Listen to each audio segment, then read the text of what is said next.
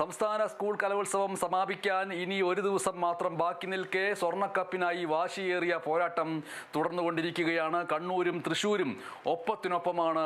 School തലത്തിൽ പാലക്കാടിൻ്റെ BSS ഗുരുകുലമാണ് മുന്നിലുള്ളത്. തിരുവനന്തപുരത്ത് നടന്നുകൊണ്ടിരിക്കുന്ന ഈ സംസ്ഥാന സ്കൂൾ കലോത്സവത്തിന് കേരള വിഷൻ ന്യൂസ് നൽകിയിരിക്കുന്ന പേര് തിരുവരങ്ങ് എന്നാണ്.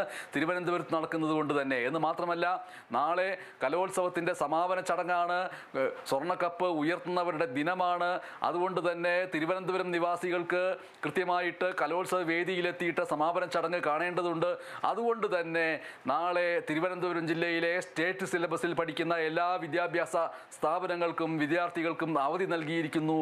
നാളെ അവർക്ക് പഠിക്കാൻ വേണ്ടി സ്കൂളുകളിലേക്ക് പോകേണ്ടതില്ല. മറിച്ച് ഈ കലാപ്രകടനങ്ങളുടെ കൊട്ടിക്കലാശം കാണുന്നതിന് വേണ്ടി നാളെ കലോത്സവ വേദിയിലേക്ക് വിദ്യാർത്ഥികൾക്ക് തങ്ങളുടെ രക്ഷിതാക്കളുടെ ഒപ്പം എത്താൻ കഴിയും. അതിനുവേണ്ടി തിരുവനന്തപുരം ജില്ലയിലെ സ്റ്റേറ്റ് സിലബസിലുള്ള സംസ്ഥാന സിലബസിലുള്ള എല്ലാ വിദ്യാലയങ്ങൾക്കും നാളെ അവധി പ്രഖ്യാപിച്ചിരിക്കുന്നു എന്നുള്ള കാര്യങ്ങൾ ഓർക്കുക. ഈ കലോത്സവ വേദിയിൽ ഉടനീളം ശ്രദ്ധേയരായ 2 പേരുണ്ട്. അവർ ഈ മത്സരങ്ങളെല്ലാം കാണാൻ വരുന്നവരെ മുന്നിലിരുത്തി അവരുടെ പടങ്ങൾ വരച്ചു കൊടുക്കുന്നവരാണ്.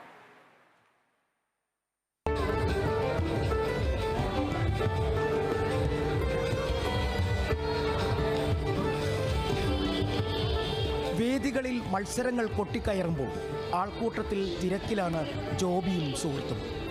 മേള കാണാനെത്തുന്നവരുടെ നേർചിത്രങ്ങൾ പകർത്തുകയാണ് ഇരുവരും.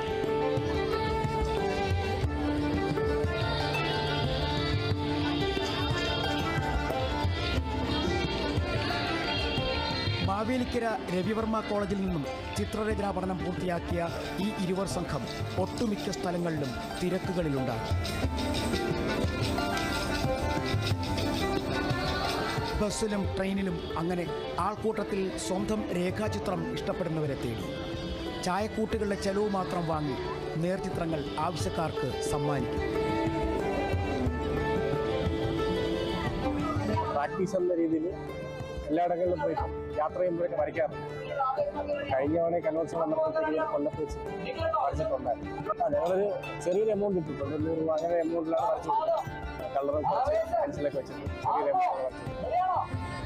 രാവുകളിലെ അരണ്ട വെട്ടത്തിൽ ഇവർ പകർത്തുന്നത് നാളകളെ ഭദ്രമാക്കാനുള്ള ഒരു കരുതൽ കൂടിയാണ്.